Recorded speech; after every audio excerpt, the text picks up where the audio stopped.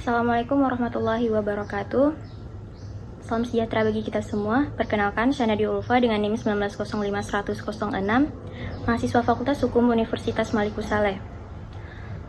Baik, untuk pertemuan kali ini saya akan menjawab hasil ujian akhir semester MK Hukum Jaminan dengan dosen pengampu Bapak Arif Rahman SHMH. Langsung saja kita masuk dalam pertanyaan nomor 1. Apa yang dimaksud dengan asas pelekat vertikal dan asas pemisah horizontal di dalam UU-PA?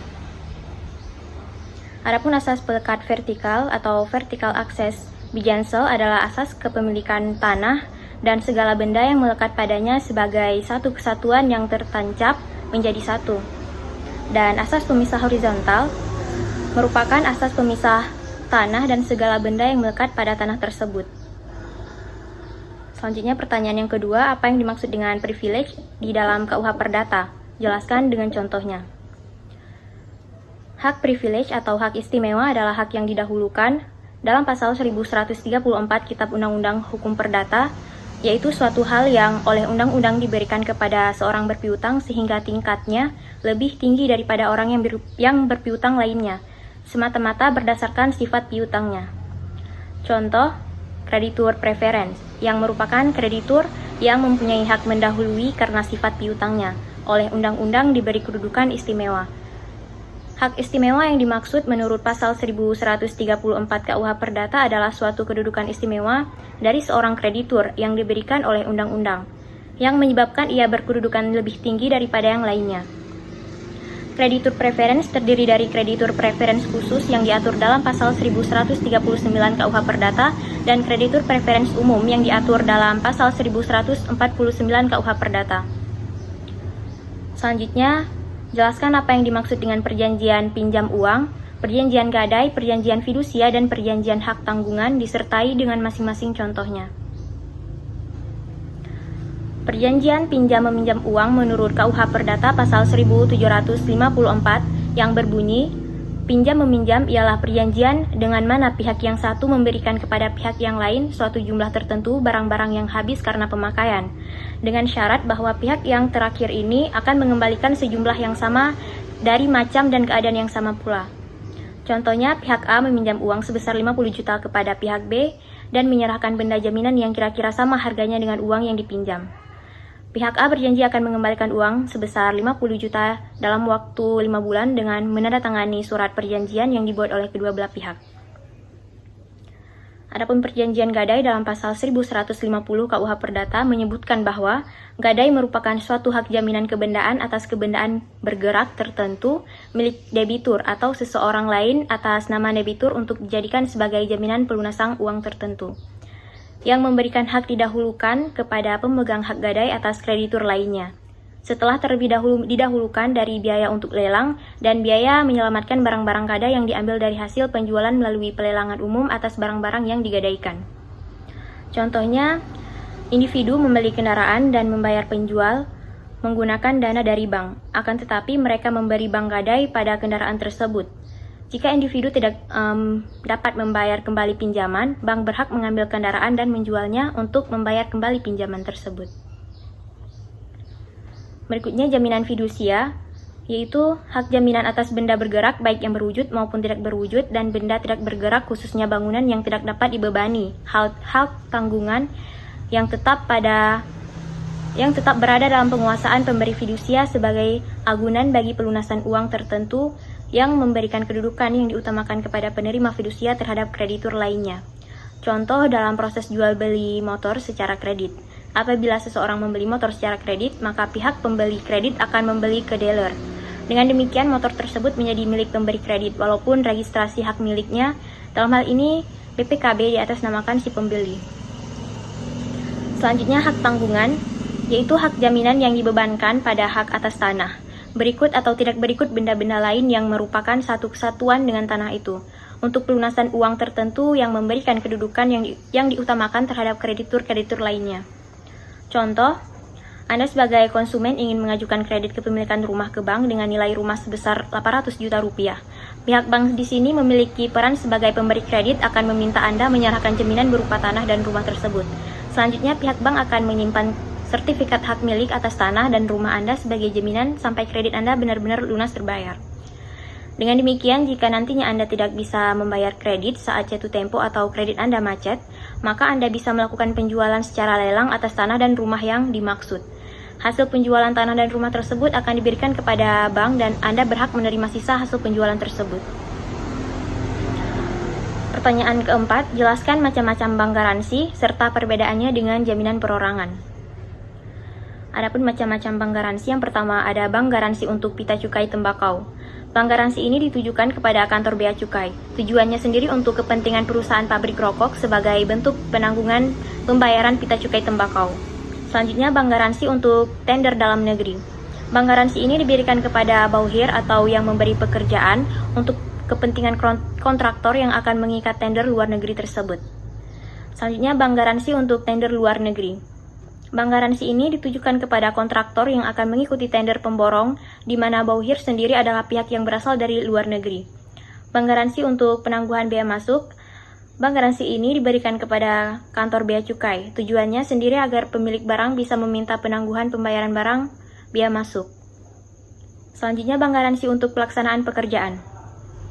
Bank garansi ini diberikan kepada bauhir untuk kepentingan kontraktor demi menjamin pelaksanaan pekerjaan yang diterima dari bauhir berlangsung sesuai kesepakatan.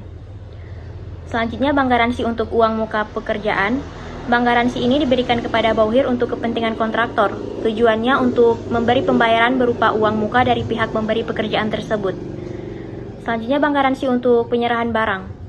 Bank garansi ini diberikan kepada nasabah yang melakukan kegiatan berupa penyerahan barang, baik yang dibayarkan oleh bank maupun yang tidak. Berikutnya, bank garansi untuk perdagangan. Bank garansi ini ialah jenis bank garansi yang diberikan kepada dealer atau agen perdagangan. Selanjutnya, bank garansi yang mendapatkan keterangan pemasukan barang. Bank garansi ini diberikan untuk pengeluaran barang yang LC-nya belum dilakukan pembayarannya secara penuh oleh importir. Dan yang terakhir, bank garansi untuk pemeliharaan.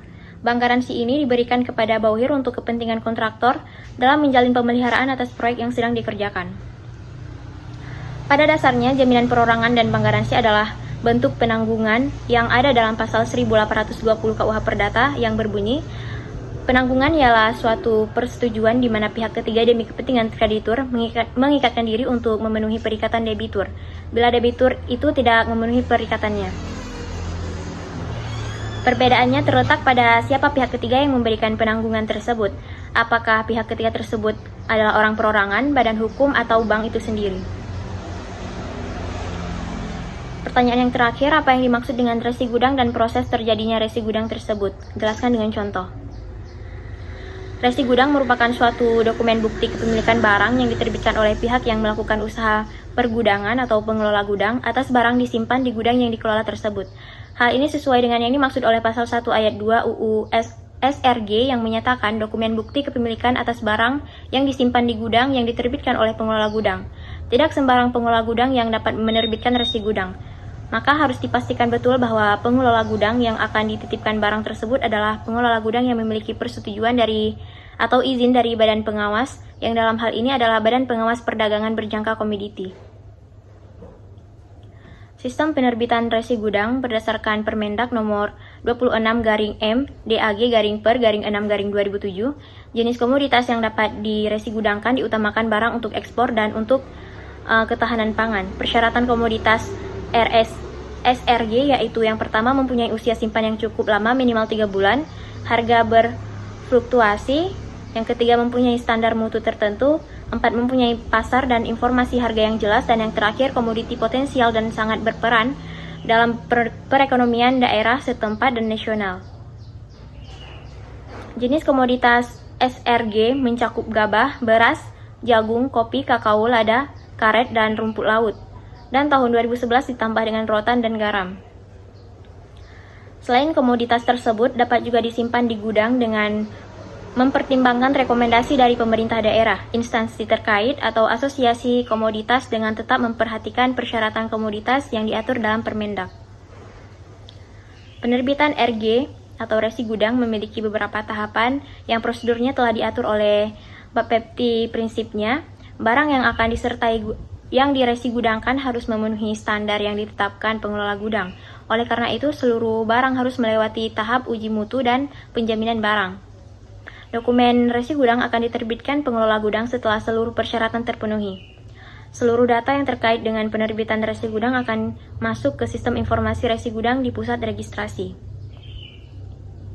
Adapun contohnya, Ali adalah seorang pedagang beras yang telah membeli beras dari petani sebanyak 100 ton. Karena tidak punya gudang yang luas, maka Ali menyimpan berasnya itu ke pengelola gudang, yaitu PT Gudang Sejati.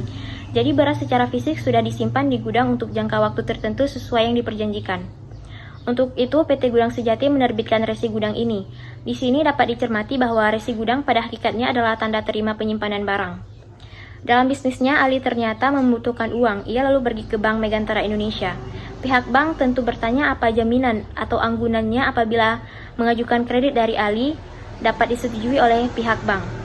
Ali lalu memperlihatkan resi gudang yang ada di tangannya, bahwa ia punya sekian ton beras yang saat ini disimpan di gudang PT Gudang Sejati. Tentu saja bank akan mengecek kebenaran pertanyaan Ali itu. Dengan melakukan konfirmasi ke PT Gudang Sejati, apabila bank setuju dengan usulan kredit dari Ali, maka kredit itu bisa dicairkan.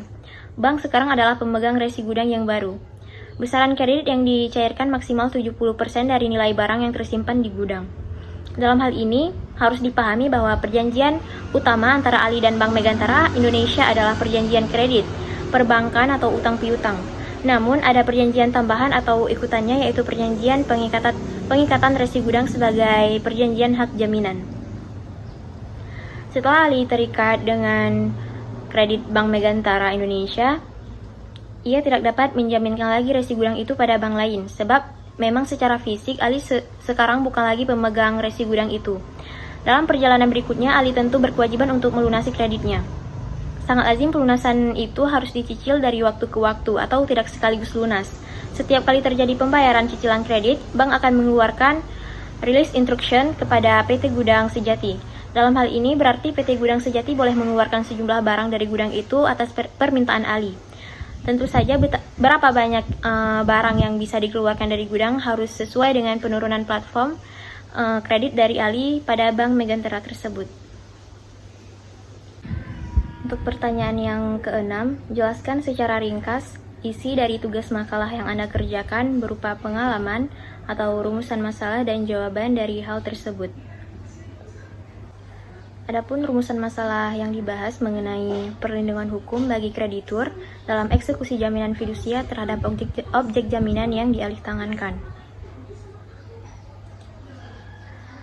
Adapun perlindungan hukum yang didapat oleh pihak kreditur terbagi menjadi dua, yaitu perlindungan hukum preventif dan perlindungan hukum represif. Dalam hal perlindungan hukum preventif, yang mana kreditur dapat mendaftarkan jaminan fidusia tersebut ke kantor pendaftaran fidusia sehingga kreditur mendapat perlindungan hukum berdasarkan Undang-Undang Jaminan Fidusia. Sedangkan perlindungan hukum represif yang didapat menggugat debitur ke pengadilan negeri di mana debitur berdomisili.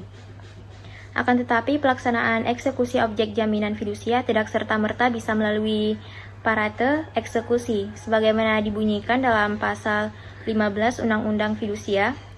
Namun, kreditor dapat menempuh jalur gugatan atas dasar prestasi atas dasar pasal 1238 KUH Perdata yang menyatakan bahwa isi berutang yaitu lalai apabila ia dengan surat perintah atau akta sejenis itu telah dinyatakan lalai, dan demi perikatannya sendiri, yaitu jika ia menetapkan bahwa si debitor dianggap lalai dengan lewatnya waktu yang ditentukan, dengan konsep bagaimana bagian darinya dapat menuntut denda dan ganti rugi tersebut. Mungkin cukup sekian hasil presentasi pemaparan ujian akhir semester MK Hukum Jaminan. Saya akhiri, wabillahi taufik wal hidayah. Wassalamualaikum warahmatullahi wabarakatuh.